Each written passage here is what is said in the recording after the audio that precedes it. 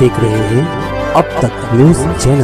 बुजुर्ग मेरे नौजवान साथी, सबसे पहले जो प्रेम, जो स्नेह, जो मान सम्मान, जो सत्कार, जो इज्जत आप लोगों ने दिया है, उसके लिए हम सदैव आपके आभारी रहेंगे, सदैव आपके ऋणी रहेंगे।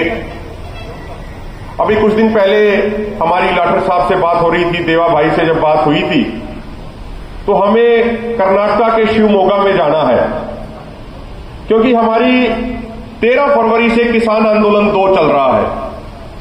जो पहला हमारा किसान आंदोलन 2020-21 में हुआ था, और उस आंदोलन के स्थगित होते समय जब हमारे 800 से अधिक किसान साथी शहीद हो गए थे, 3 कृषि कानून मोदी सरकार को वापस लेने पड़े थे, तो मोदी सरकार ने उनको वापस लेते समय हमसे यह वायदा किया था कि पूरे देश के किसानों के लिए तमाम फसलों पे एमएसपी पर फसलों की खरीद की गारंटी का कानून बनाने के लिए एक हम कमेटी बना रहे हैं।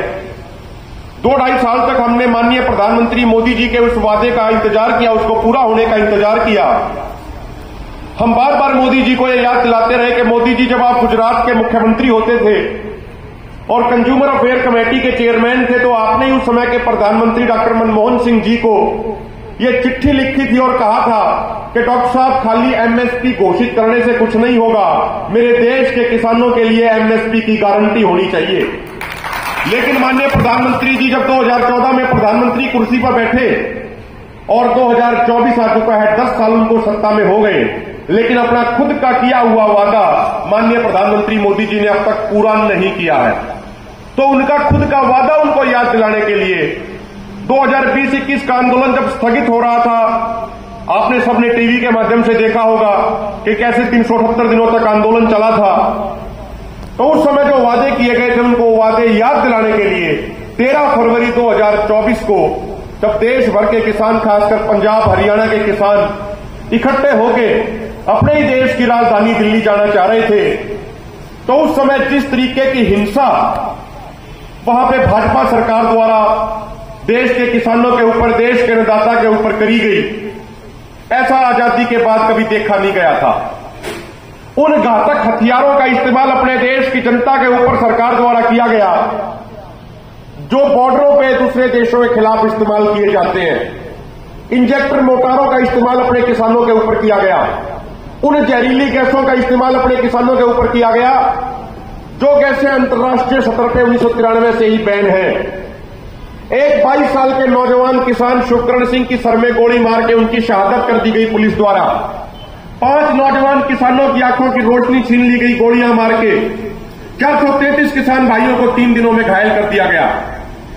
लेकिन मेरे नौजवान साथियों, मेरे बुजुर्गों, हम शांतिपूर्ण तरीके से अपना आंदोलन उसके बाद भी लगातार चला रहे हैं, और उस आंदोलन का, यह किसानों की नाराजगी का ही नतीजा रहा कि जो माननीय प्रधानमंत्री जी ये कहते थे मैं 400 पार लेके आऊंगा, अब की बार 272 लानी भी उनके लिए बड़ी मुश्किल होगी।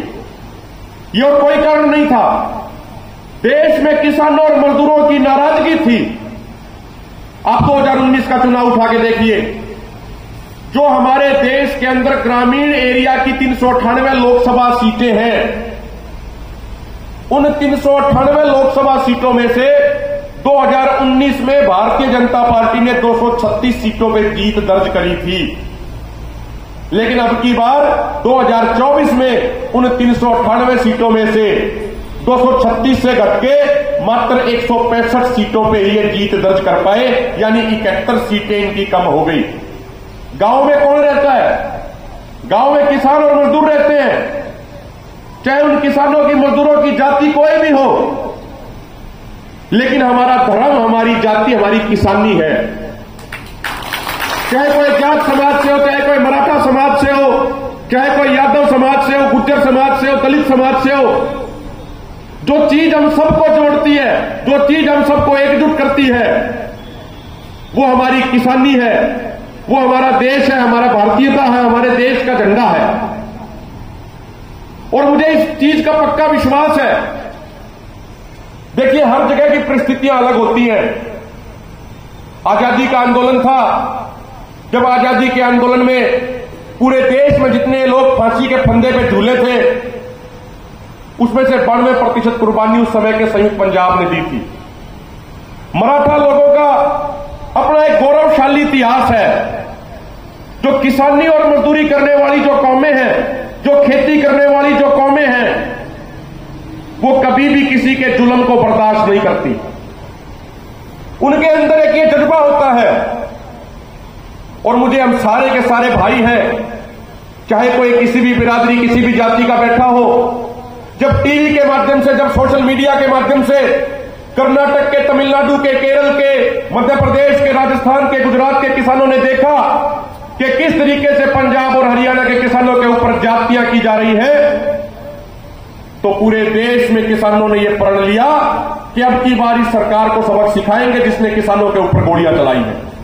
और अब महाराष्ट्र का भी उठा के देखिए, जो 14 सीटें, जो लोकसभा की 14 सीटें जिनको प्याज बेल्ट बोला जाता है, उन 14 लोकसभा सीटों में से भारतीय जनता पार्टी और एनडीए मात्र अब की बार एक सीट जीत पाई, बाकी 13 सीटें वो हारे हैं। कारण सिर्फ किसानों की नाराजगी है। मेरे बुजुर्गों, नौजवान साथियों, किस तरीके से कॉर्पोरेट पूरे खेती पे कब्जा करने का प्रयास कर रहा है। 6-7 महीने पहले केंद्र सरकार ने अचानक से प्याज के एक्सपोर्ट पे रोक लगा दी। आप सब बताइए, लगाई थी या नहीं लगाई थी? प्याज के एक्सपोर्ट पे रोक लगाते ही प्याज के दाम गिरने लगे, और जब दबाव बढ़ा तो सरकार ने क्या शर्त रख दी कि अगर कोई प्याज एक्सपोर्ट करना भी चाहता है तो प्याज का मिनिमम एक्सपोर्ट प्राइस $550 प्रति टन होगा। लेकिन उस रेट में विदेश में लोग हमारा प्याज खरीदने को तैयार नहीं है। इसी तरीके का काम पिछले साल इन्होंने अक्टूबर में किया था बासमती धान को लेके।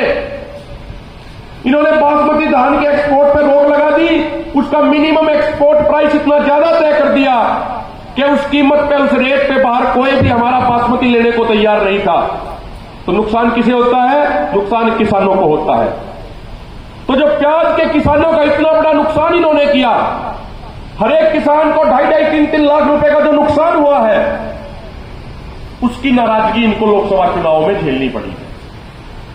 मेरे भाइयों, जो एक हमारे देश का एक मीडिया का बड़ा हिस्सा जो गोदी मीडिया बन चुका है, जो सिर्फ सरकार की भक्ति में लीन रहता है, जो लोकतंत्र के चौथा स्तंभ होने की अपनी जिम्मेदारी बिल्कुल नहीं निभा रहा है, वो गोदी मीडिया रोजाना दुष्प्रचार करता है। वो गोदी मीडिया हमें आतंकवादी, नक्सलवादी, खालिस्तानी, पता नहीं क्या क्या कह के बदनाम करने की कोशिश करता रहता है। लेकिन जिस तरीके से जो स्नेह, जो प्रेम, जो आशीर्वाद आप लोगों से यहां मिला, मेरे से पहले वाले वक्ताओं ने भी कहा कि हम देश के किसान हैं, हम अन्नदाता हैं, हम अपना पेट खाली रख के पूरे देश का पेट भरने का काम करते हैं। तो हमें इस चीज की खुशी होती है कि वो गोदी मीडिया चाहे कितना ही झूठा दुष्प्रचार कर ले, लेकिन पूरे देश के किसान भाई बहुत अच्छे तरीके से जानते हैं कि जो आज आंदोलन लड़ रहे हैं, पिछले 4 महीनों से जो सड़कों के ऊपर बैठे हैं, वो अकेले पंजाब और हरियाणा की नहीं, वो पूरे देश के किसानों की लड़ाई लड़ रहे हैं। मेरे बुजुर्गों, अन्य राज्यों के मुकाबले पंजाब और हरियाणा में तो फिर भी कुछ फसलों पे एमएसपी मिल जाता है, एमएसपी पे खरीद हो जाती है, क्योंकि वहां पे 1939 में जब चौधरी छोटूराम जी ने एपीएमसी मंडी एक्ट बनाया था, जिसके तहत मंडियों की स्थापना करी थी। आज एक मंडियों का आज बेहतर स्ट्रक्चर वहां मौजूद है। अन्य राज्यों में इन्होंने मंडियां के स्ट्रक्चर को बिल्कुल खत्म कर दिया। लेकिन आज जो पंजाब और हरियाणा जो 2020-21 के आंदोलन में और इस आंदोलन में भी जो डटा हुआ है, वो सिर्फ अपने लिए नहीं, वो पूरे देश के किसानों के लिए लड़ाई लड़ रहा है। मेरे बुजुर्गों, नौजवान साथियों, बातें बहुत थी करने के लिए, मैं तो सिर्फ इतना कहना चाहता हूं, जो एक बड़ा पेड़ बनता है, जो एक बड़ा वृक्ष बनता है, चाहे पीपल का वृक्ष हो, चाहे बरगद का वृक्ष हो, चाहे कोई सफेदे का ऊंचा पेड़ हो, उन विशालकाय पेड़ों की शुरुआत भी एक छोटे से बीज से होती है। आज यहां हम सिर्फ कोई भाषण देने नहीं आए, हम आप लोगों से प्रार्थना करने आए हैं। आप सारे साथी छत्तीस बिरादरी के उस किसान कौम से आते हैं जिस किसान कौम ने जब भी देश के लिए कुर्बानी देने की बात आई, समाज के लिए कुर्बानी देने की बात आई, तो अग्रिम पंक्ति में खड़े होकर अपने देश के लिए, अपने समाज के लिए, अपनी किसानी के लिए कुर्बानी देने का काम किया है। चाहे बात आजादी के आंदोलन की हो, जब इस किसान कौम ने अग्रिम पंक्ति में खड़े होकर कुर्बानी देने का काम किया, लेकिन 1947 के बाद से जितनी भी सरकारें बनी, उन सरकारों ने किसानों को फसलों की उचित कीमत नहीं दी। जितनी मेहनत हम करते थे, जो खर्चा हम करते थे, हमें उचित कीमत नहीं दी। तो आज हम आपसे ये प्रार्थना करने आए हैं, हम चाहते हैं कि जिस तरीके से पंजाब में, हरियाणा में किसान संगठन चुनावी राजनीति से दूर रह के किसानी की लड़ाई लड़ रहे हैं, हम चाहते हैं कि मेरे महाराष्ट्र का किसान भी उसी तरीके से आगे बढ़ते हुए, उसी तरीके से आगे चलते हुए इस किसान की लड़ाई को मजबूत करे।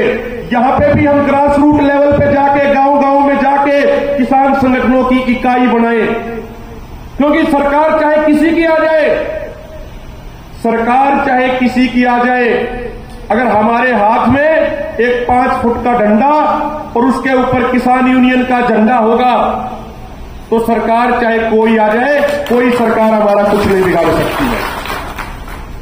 जब ये किसानी की ये मराठी टोपी पहन के हजारों की संख्या में, लाखों की संख्या में महाराष्ट्र के किसान सड़कों पे निकलेंगे, तो सत्ता में चाहे बीजेपी हो, कांग्रेस हो या कोई अन्य पार्टी हो, हमारे किसान समाज में इतनी ताकत है कि उस सरकार को हम घुटनों के बल ला सकते हैं। जितने भी हमारे साथी हैं, आपसे हम ये प्रार्थना करते हैं, जो आंदोलन 13 फरवरी से चल रहा है, आप लोगों का एक प्रतिनिधिमंडल वहां पे आइए। पंजाब हरियाणा के जो शंभू बॉर्डर पे, जो दाता सिंहवाड़ा खनौरी बॉर्डर पे, डबवाड़ी बॉर्डर पे, रतनपुरा बॉर्डर पे जो आंदोलन चल रहा है, आप देखिए किस तरीके से हजारों की संख्या में ट्रैक्टर ट्रॉलियां पिछले 4 महीनों से सड़कों पे खड़ी हैं। और जुलाई के महीने में हम एक बड़ा सम्मेलन दिल्ली में करने जा रहे हैं। उसके बाद पूरे देश के लेवल की रैली सितंबर के पहले सप्ताह में हरियाणा के अंदर करी जाएगी। मेरी आप सबसे हाथ जोड़ के प्रार्थना है कि जब वो हरियाणा में पूरे देश के लेवल की किसानों की, मजदूरों की महारैली करी जाए, तो हमारे मन की इच्छा है कि उस दिन ये महाराष्ट्र का किसान मराठी टोपी पहन के वहां पे भी पहुंचना चाहिए, ताकि मोदी सरकार को ये पता लग जाए कि देश का किसान पटने वाला नहीं है, देश का किसान एकजुट हो चुका है। और जब तक एमएसपी पे फसलों की खरीद का गारंटी कानून नहीं बनाया जाएगा, तब तक ये देश का किसान अब चुप बैठने वाला नहीं है। मेरे भाइयों, जो प्याज के किसानों की लूट हुई, हम भी आपके भाई हैं, उस चीज को हम महसूस कर सकते हैं, क्योंकि अन्य फसलें जो पंजाब, हरियाणा में, वेस्टर्न यूपी में होती है, उनकी भी लूट इसी तरीके से जारी है। जब हमें ये लूटने वाले कॉरपोरेट और राजनेता इकट्ठे हो सकते हैं, तो हमारी जिनकी लूट हो रही है, तो हमें भी इकट्ठे होकर लड़ाई लड़नी चाहिए या नहीं लड़नी चाहिए? आप एक बार ईमानदारी से बताइए, लड़नी चाहिए या नहीं लड़नी चाहिए? शांतिपूर्ण ढंग से आंदोलन करना चाहिए, नहीं करना चाहिए? अरे भाई, मां भी बच्चे को दूध जब भी पिलाती है जब बच्चा रोता है, तो अगर अपनी आवाज नहीं उठाएंगे तो कौन हमारी बात सुनेगा? तो हमें घरों से निकलना पड़ेगा, उठना पड़ेगा। ये छोटे छोटे जो बच्चे बैठे, जो हमारी अगली पीढ़ी बैठी है, अगर इस पीढ़ी को गुलाम होने से बचाना है, तो आज पूरे देश के किसानों को इकट्ठे होकर एमएसपी पे फसलों की खरीद की गारंटी का कानून के लिए लड़ना पड़ेगा। तो मैं अपनी बातें यही समाप्त करता हूं, आपसे अंत में ये प्रार्थना करता हूं, हमारे सबके आदरणीय जिन्होंने अपनी जिंदगी के 43 साल किसानी की सेवा में लगा दी, आदरणीय जगजीत सिंह डल्लेवाल जी, वो भी आखिर में बोलेंगे। उससे पहले थोड़े समय के लिए हमारे कुछ साथी बहुत महत्वपूर्ण बातें आपके साथ साझा करेंगे। लखविंदर सिंह औलख जी रखेंगे, उसके बाद हमारे जफर भाई भी रखेंगे। बहुत कम समय में, ये 20-25 मिनट में हम ये पूरा कार्यक्रम समाप्त कर देंगे। तो मेरी प्रार्थना है, सारे साथी जिस तरीके से, जिस प्रेम के साथ, जिस ध्यान के साथ आपने ये बातें सुनी, आप उसी तरीके से उनकी बातें सुनेंगे। और हमें ये चिंता करने की जरूरत नहीं है कि हम 100 है या 1000 है या 1 लाख है। शुरुआत तो एक व्यक्ति से ही होती है, शुरुआत एक विचार से होती है। और आप लोगों के चेहरे देख के हमें वो जज्बा नजर आता है, जो जज्बा पिछले हजारों सालों से इस किसान कौम के अंदर हम देखते हैं। तो हमें पूर्ण विश्वास है कि 36 बिरादरी इकट्ठी होकर इस लड़ाई को मजबूत करेगी, इस लड़ाई को तेज करेगी। और वो दिन भी आएगा, वो दिन भी बहुत जल्दी आएगा जब दोबारा आपके इसी इलाके में आएंगे, इसी गार्डन में यहां प्रोग्राम करेंगे और शेड को तो छोड़िए, जो पीछे जो मैदान है यहां पे भी पैर रखने की जगह नहीं रहेगी। इसी विश्वास के साथ मैं अपनी बात को खत्म करता हूं। आपने सुना, बहुत बहुत धन्यवाद।